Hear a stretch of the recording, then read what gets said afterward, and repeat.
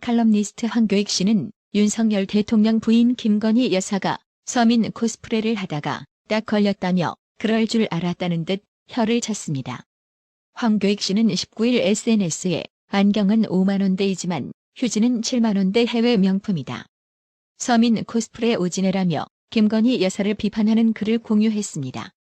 그러면서 서민 코스프레 하다가 딱 걸렸네요라고 지적했습니다. 그렇다면 과연 황교익 주장이 사실일까요? 해당 휴지를 가격 사이트에서 검색해보니 국내 온라인 쇼핑에서 할로레 2,000원 정도의 가격에 팔리고 있었습니다. 황교익 씨 등이 찾은 가격은 해당 휴지를 유럽에서 직접 구매해 우편으로 붙여주는 해외 구매 대행 가격이었습니다. 하지만 황교익이 7만원대라고 주장한 해당 휴지는 국내 인터넷 쇼핑몰에서도 국내 배송으로 팔리고 있었습니다.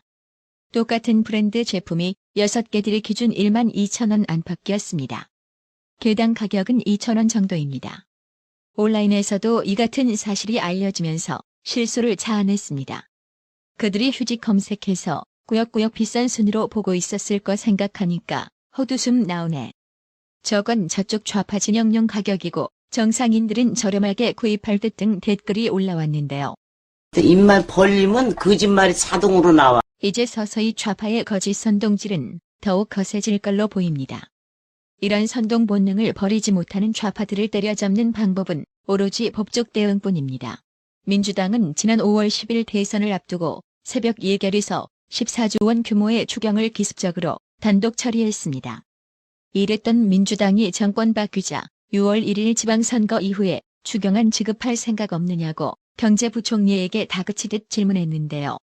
지방선거를 의식해 소상공인 600만 원 지급을 미루자는 당이 누구인지 소상공인 유권자들은 반드시 알아야 할 것 같습니다.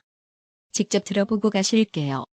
추경안이 통과되면 물론 여야가 합의해서 통과되겠죠. 6월 1일 선거 이후에 지급할 생각은 없습니까? 선거 이후에? 예. 어떻게 한다고요? 지급. 아, 지급이요?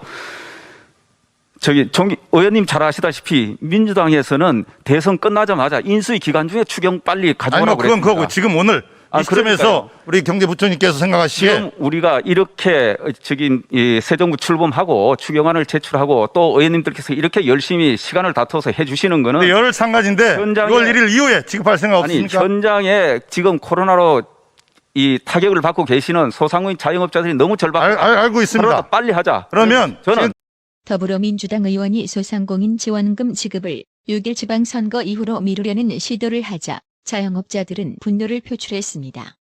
자영업자 커뮤니티 아프니까 사장이다 등에서는 민주당이 지방선거에서 불리하니 미루자는 말로 들린다. 자영업자 죽어가는 거 알고 있다면서 미루자는 것은 무슨 의도냐. 본인들은 그렇게 선거전에서 지원금 뿌리더니 공수교대 되니 내로남불이냐.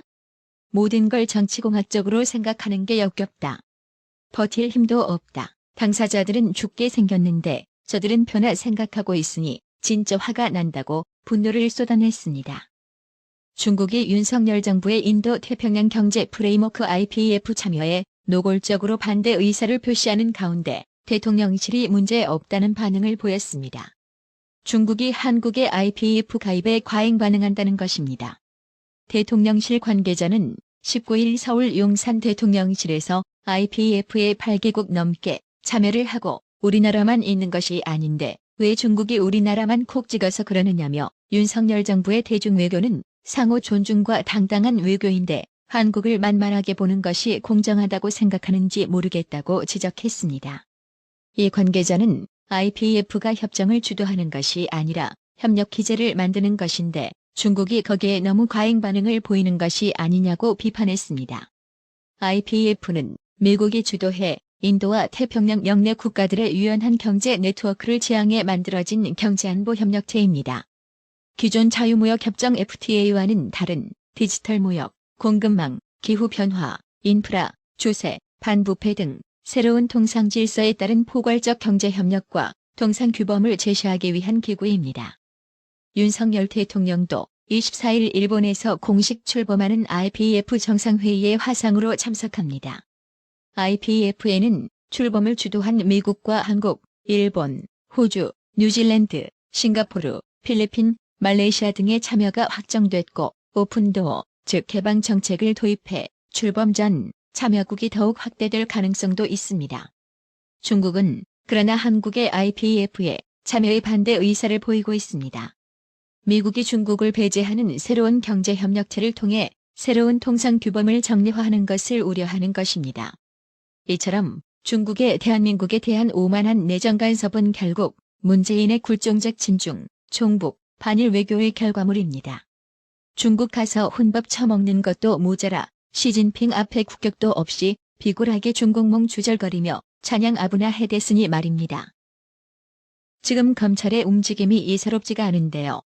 이른바 산업부 블랙리스트 의혹 사건을 수사 중인 검찰이 산업부 산하기관 6곳과 한양대 공대 교수인 백운규 전 장관의 대학 사무실을 압수수색했습니다.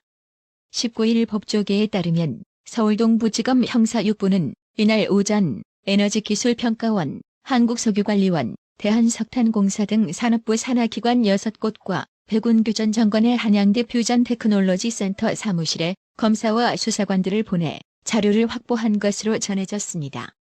법조계에선 이제 검찰은 백운규 전 장관 소환 초읽기에 들어갔다고 전망했습니다. 해당 소식에 네티즌들은 어느 정도 억지를 부리면서 부정을 했어야지. 보란듯이 수사도 못하게 온갖 방법을 동원하더니 결국은 씨가 마르게 되었네. 이제 시작이네.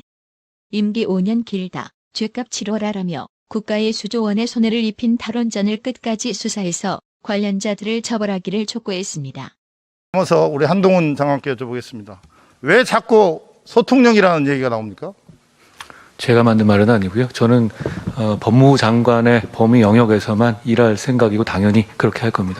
한동훈 법무부 장관의 첫 검찰 인사에서 윤석열 사단 특수통 검사들이 요직에 배치됨에 따라 문재인 좌파 정권의 권력형 비리 사건 등에 대한 수사가 속도를 낼 것으로 보입니다.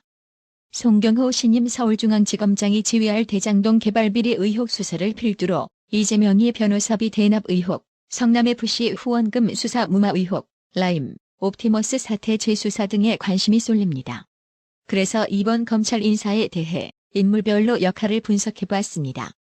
문재인 정권 시절 조국이 일가의 비리 의혹을 수사하다가 좌천됐던 송경호 중앙지검장이 발탁되면서 대장동 의혹 수사가 탄력을 받을 것이라는 관측입니다.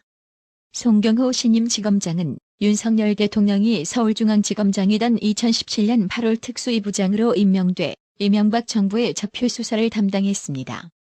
윤석열 대통령이 검찰총장으로 임명된 직후인 2019년 8월에는 특별수사를 총괄하는 서울중앙지검 3차장을 지낸 대표적 특수통입니다. 한동훈 장관은 중앙지검 박철우 2차장, 진재선 3차장, 김태훈 4차장도 경질하고 송영진 의정부지검 부장검사는 2차장에 박기동 원주지청장은 3차장에 고형곤 포항지청장은 4차장에 각각 선임했습니다.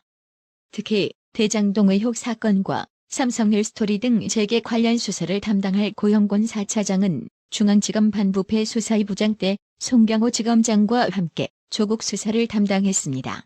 중앙지검에는 대장동 전담수사팀이 경기 성남시 분당구 대장동 원주민들이 이재명 고문 등을 배임 혐의로 고발한 사건을 배당받아 수사 중입니다.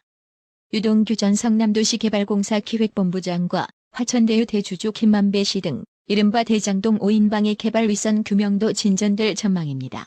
이재명이 변호사비 대납 의혹, 박은정 성남지청장의 성남FC 후원금 수사 무마 의혹을 수사 중인 수원지검에는 홍승욱 서울고검 검사가 지검장을 맡았습니다.